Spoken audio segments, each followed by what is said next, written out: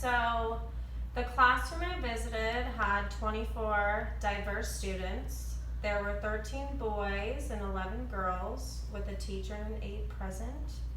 The ages of the students were 5.5 to 6 years old. All were English speakers. One child had a shadow teacher for the entire day and is considered a special needs student. And the students sat by rows, 4 rows of 6, and I stood at the front of the class and used my laptop, whiteboard, and a smartboard to deliver the lesson.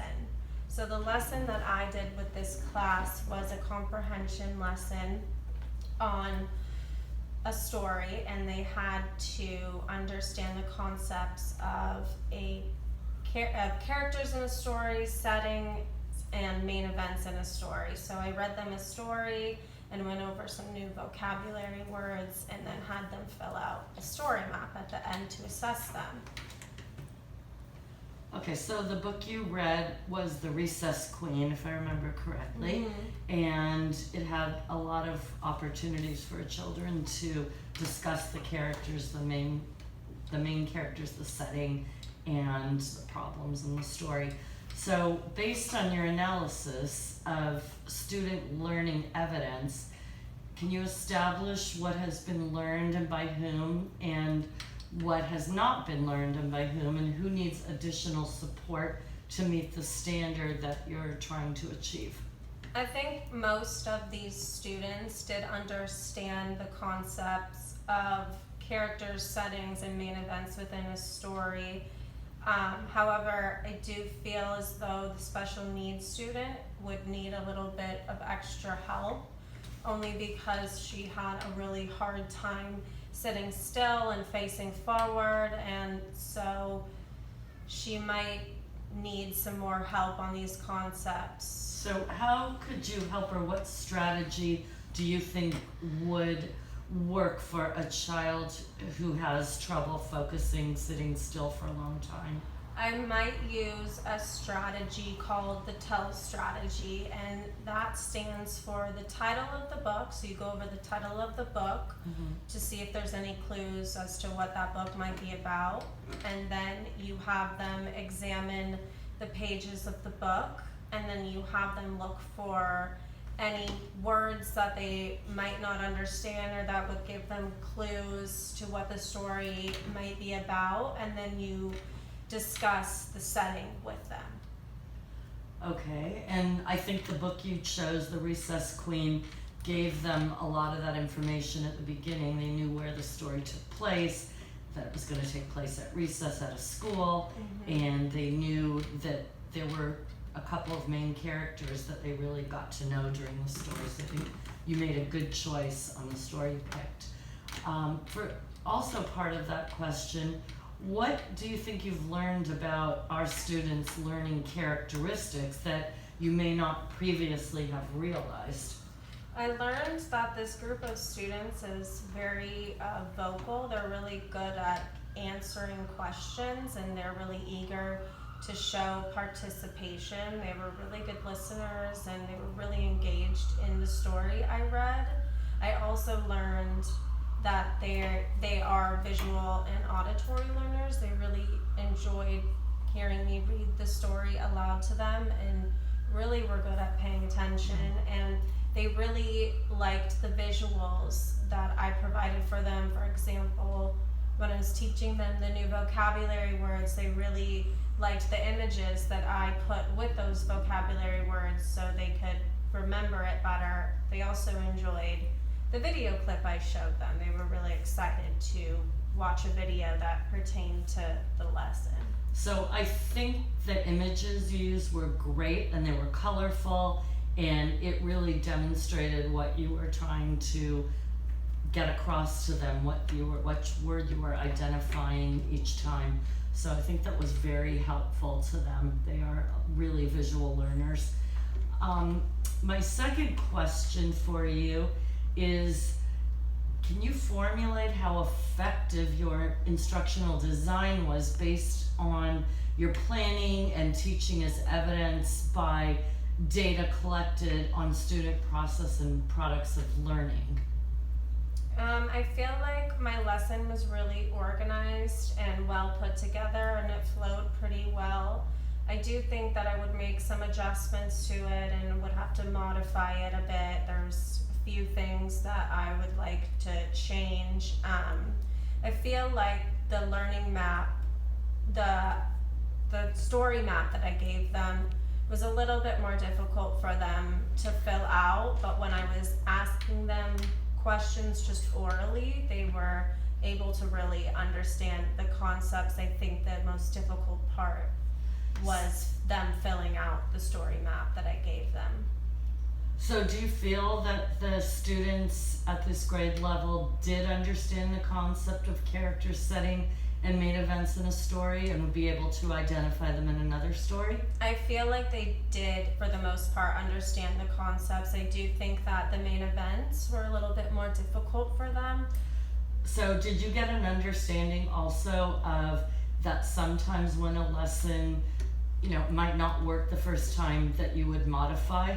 Yeah, I think that experiences like these are really good because it helps you to understand what works and what doesn't work and how you can better the lesson in the future. Right. Okay, so the third question I have is, moving forward, how would you plan differently based on your knowledge of student learning characteristics, both previously known and newly discovered?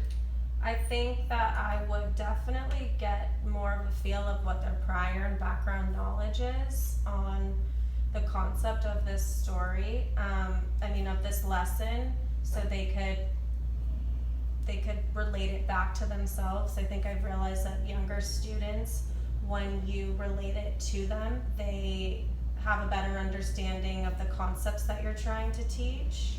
So I think I would definitely get a little bit more information on that. How would you feel about using a book that's more familiar to them? I think that would be a good idea, to use a book where they're more familiar with the characters and the settings and what happens in the story, because I think that it will help them comprehend these concepts a little more if they're more familiar with it. And what do you think in the future? Would you continue to use all the visuals? I think that I would continue to use multiple means of representation, because I think that this class definitely learns visually. They're visual learners, but I think that for the video clip that I showed, I think that I might reassess that and try to get a different video that might not confuse them with the story that I had just read, because I noticed them getting a little bit confused between the story that was in the video clip and the story that I had read aloud to them. So do you think in the future maybe you would use a story for reading and then follow it up with an actual video of that story that you could get on Prime or something like that? Yeah, I think that would be a better idea, just so there's no confusion. And it's the same, so it's Yeah. the same story. Also, would you tweak your story map at all?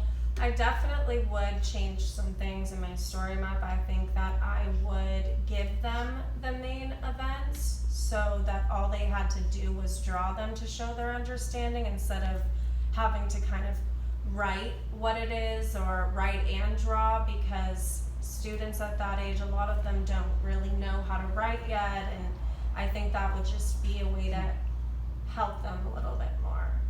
Okay. Which additional differentiation strategies and multi-tiered levels of support would you consider? I think that I would definitely use more scaffolding, because I think students at this age, they're only capable of so much, and I think that you kind of need to hold their hand a little bit more through the process. So in terms of the story map, I would definitely give them those main events, so all they had to do was draw them, and I think that would be a way to scaffold them. Do you think the area of main events was the most challenging for them to recognize on the story map? I think so, for sure, that was the hardest concept for them to be able to fill out in the story map. And were any of the students able to complete the story map? Yeah, there were some students that really were able to complete it and did an excellent job, but there was also students that really did struggle with it, which is understandable, and it just helped me to see ways in which I can modify this lesson to ensure. So you could modify this lesson for different levels academically within Yeah. the same classroom. Okay. And my last question is, how will you modify, extend, or incorporate new levels of presentation, expression, and engagement for each learning group as it relates to their process and products of learning? So after talking to my professor, actually, she gave me a really good idea in terms of talking about the characters of a story. It really would help with their like how they express themselves. So I would maybe ask them what their favorite character in the story was, and then maybe have them act out what that character does, and then maybe ask them why that's their favorite character, because again, relating anything back to them helps them to understand the concept more. Okay. And do you think they could relate to the main characters in this book? You think it was a appropriate book for their age? I do think that they could, because the book was kind of about, playing at recess, and so I think at that age they definitely could relate to that book. Okay. And so I think with the drawing and relating to characters and asking them about the setting, would you add anything else, or you think that you covered everything that you needed to cover in that lesson? I think that maybe when talking about settings, I could ask them where their favorite place to go is, so they know that, a setting in a story is where the story takes place. But Right, and I think they really identified with the characters in the story and the setting. It was a school, and we loved having you. thank you.